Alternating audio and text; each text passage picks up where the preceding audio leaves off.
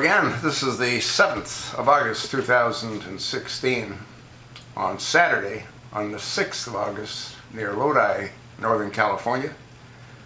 Two skydivers did their last jump, and one did his first jump. One of the two was a seasoned skydiver, and the other one was his very first jump. He was celebrating either his birthday or a friend's birthday. But the celebration was cut short. They both impacted the ground at around 120 miles an hour. That's terminal velocity for a falling object like a human being. I believe that's correct. A few folks have been watching me for a while. You know, I'm not like a typical 72-year-old guy. I wasn't typical when I was 21. When I was 21, I used to ride motorcycles, did a lot of motocross racing, and I decided that I wanted to try skydiving. So I rode my bike, and at that time I had a 4-cylinder Honda 754.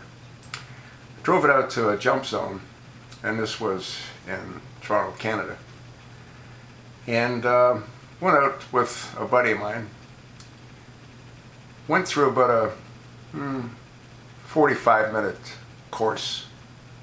You learn how to land, you learn how to roll, you learn how to pull the toggle switches on the parachute shroud. And then they load you into an airplane. The aircraft was a 172 Cessna. The back seats were removed. Two skydivers were seated in the back on their knees, facing forward. Then we had the pilot. Then we had the jump master, who was a female. She was facing towards the back of the aircraft, also on her knees. And I was the largest in the group, so I was the last one to enter the airplane on the right-hand side, on my knees, and there was no door on that side. The airplane climbed out to around 3,600 feet in elevation. And then the jump master said go, and that was an instruction for me to put my right foot on a 1/2-inch bar that was secured to the bottom of the aircraft, hold on to the strut of the wing with my right arm, pull myself out until I'm standing on the bar. And it was a static line jump, meaning that the parachute was attached to the aircraft. She then said go. I looked at her and I thought, like, F you. She said, you're not getting back in, go. So I pushed off. And the sensation is similar to the sensation in going over a very large speed bump at a high rate of speed, or going through a dip in the road. You get this, one of those, you know?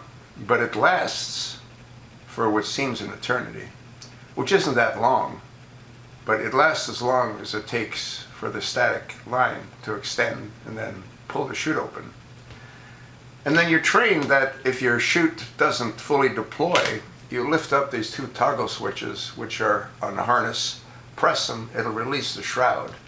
And then you're told to grab your reserve, pull the handle, put the handle in your jumpsuit. And I said, why would I do that? This is when we were being trained. Well, because they're $25. I said, I'll owe you $25. The reality is that that main chute wouldn't have opened. I wouldn't be here talking to you. And the reason that is because I was frozen, totally frozen. You're like, until the chute opens. Once it opens, you get this sensation that you're hanging, and there's really no noticeable movement until you're about 100 feet from the ground. Then the ground appears to be rushing up towards you instead of you to it. And then as you approach the ground, you pull on one of the toggles, you turn the chute, you pull both to stall it, and the chute sort of pops, and then you do your roll, grab your shroud lines, and you're done. Well, that was probably the highest rush I've ever experienced, so I went ahead and I did it 2 more times that day. I thought I could get into that. The following weekend I'm riding back to the jump zone, and as I get closer to the jump zone, I see the aircraft circling, and I see 1, 2, 3, 4 come out. I see 3 chutes open, and I lost them in the tree line. When I got to the jump zone, I said, well, what sort of happened? Oh, he's fine. He pulled his reserve a little late and he broke his leg, but we're taking him in to have that repaired. I said, thanks, see ya, and I left. Now, what's interesting is the technology of the equipment that I used back then was totally worthless in comparison to what they now have.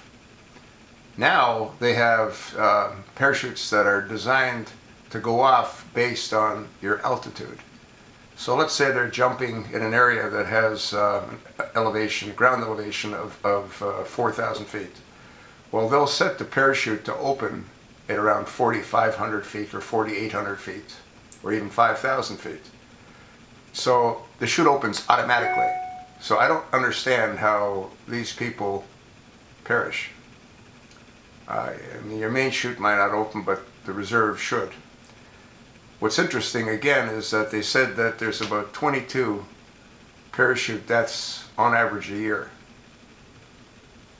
That's over the last 6 years.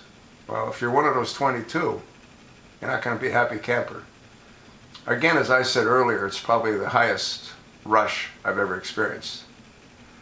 Later on, when I started flying, I became spin certified, then I became acrobatic certified.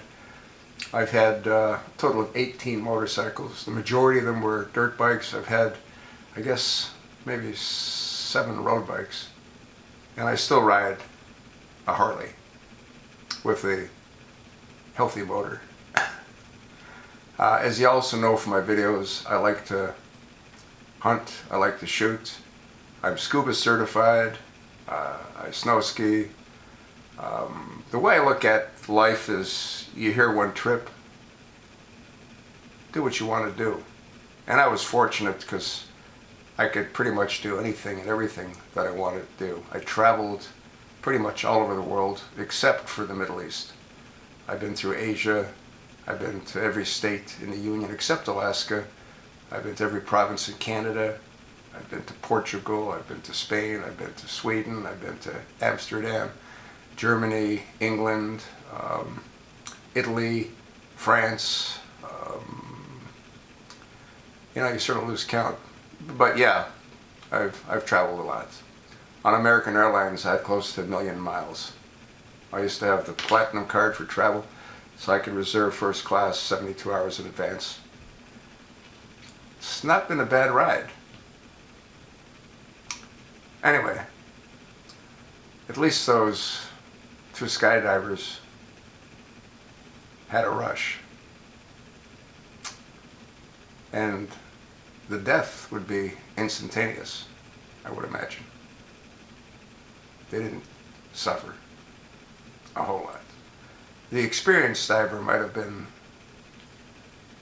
more horrified knowing what was happening, whereas the inexperienced,